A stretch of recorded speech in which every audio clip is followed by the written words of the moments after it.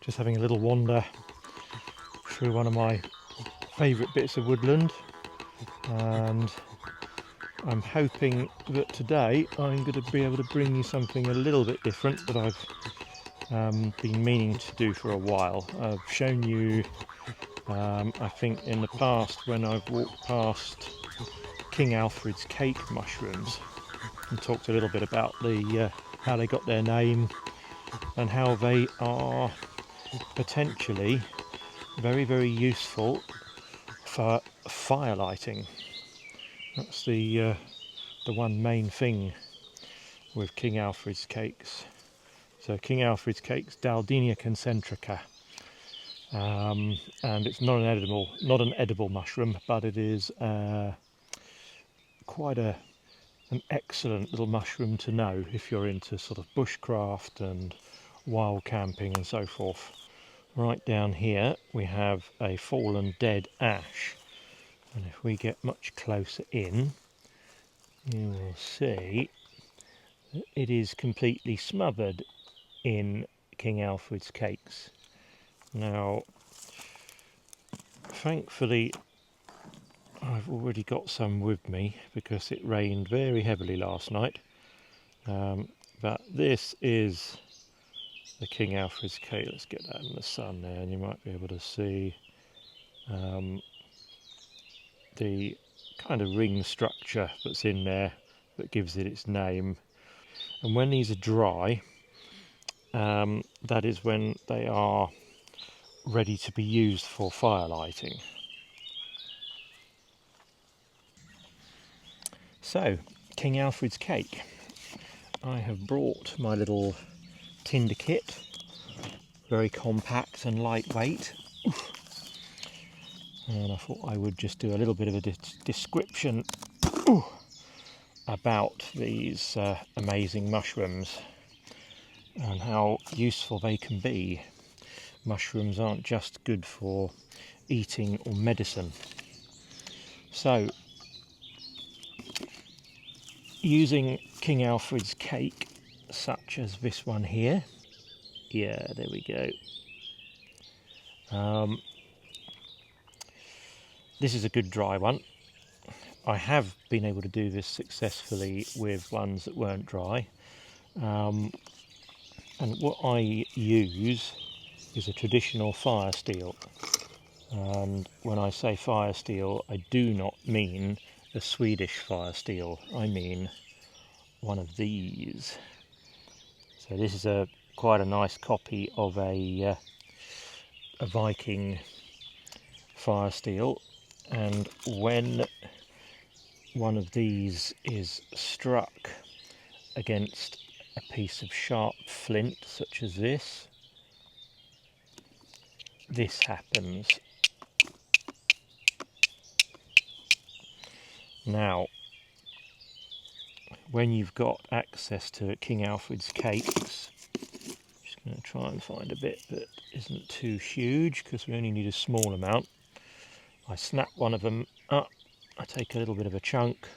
I'm going to use the side that's just been exposed, and it's sometimes a little bit of a fiddle, but you want to hold the flint and the mushroom in one grip so that you can strike the fire steel against the edge of the flint and hopefully direct the sparks into that mushroom surface. So it takes a little bit of practice, but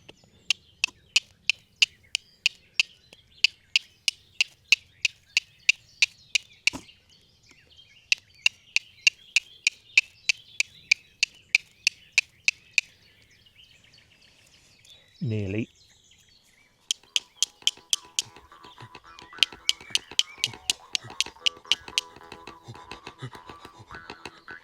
Got it.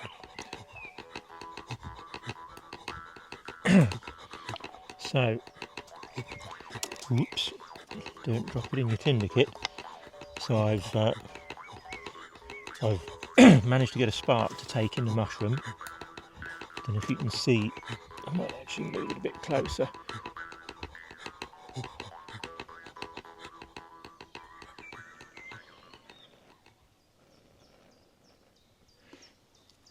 So you can see how that has quite happily formed up a hot coal.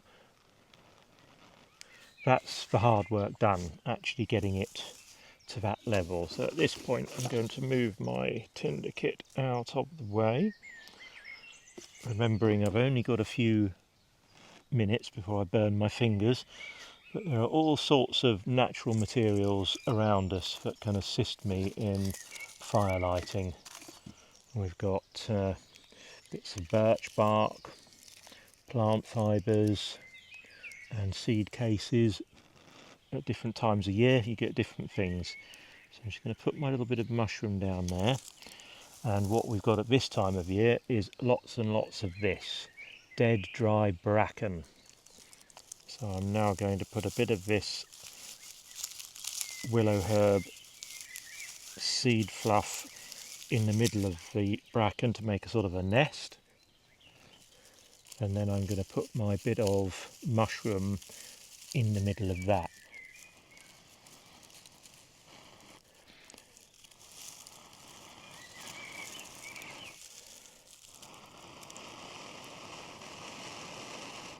Then I'm going to blow a little bit more vigorously.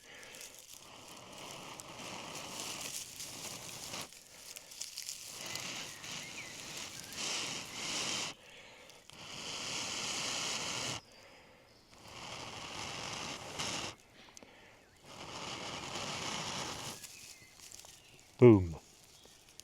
Fire. And that is how you can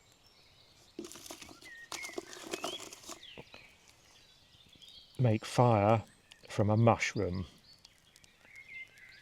King Alfred's cake. Pretty cool, huh?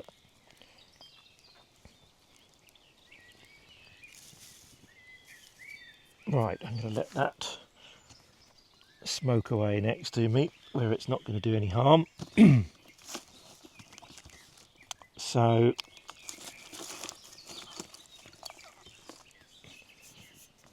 this is the popular modern method. This is a absolutely gigantic Swedish fire steel. And when you've got a survival knife with a hard ground back, you can make huge quantities of blinding sparks, and that will get even leaves and dead bracken and whatnot going on its own. You don't need anything in between. But the medieval fire steels, like this one here, which is high carbon content, and that's being held in this rather posh little brass bit, but they can just be made out of a strip of metal on their own, and a piece of flint that you get in the chalk downs. And when I strike the two together, you might see you get a few sparks. You can see them well enough, but can you see that orange? They're a much lower temperature, and that's why we need to find something as an intermediary, a bridge, to get that fire going, because there's no way you could strike those onto leaves, twigs, shavings. It won't work. They will go out before they ignite the material. I've even tried with, like, you know, fluffy bulrush seed, and it doesn't work. They can't sustain the ember. But King Alfred's cake, that's a different matter. When you've actually got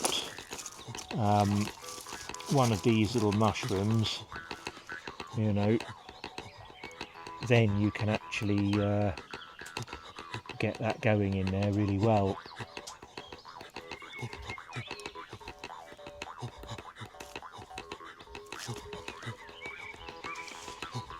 Anyway, so that's how to get a fire going from a King Alfred's cake. Bye for now.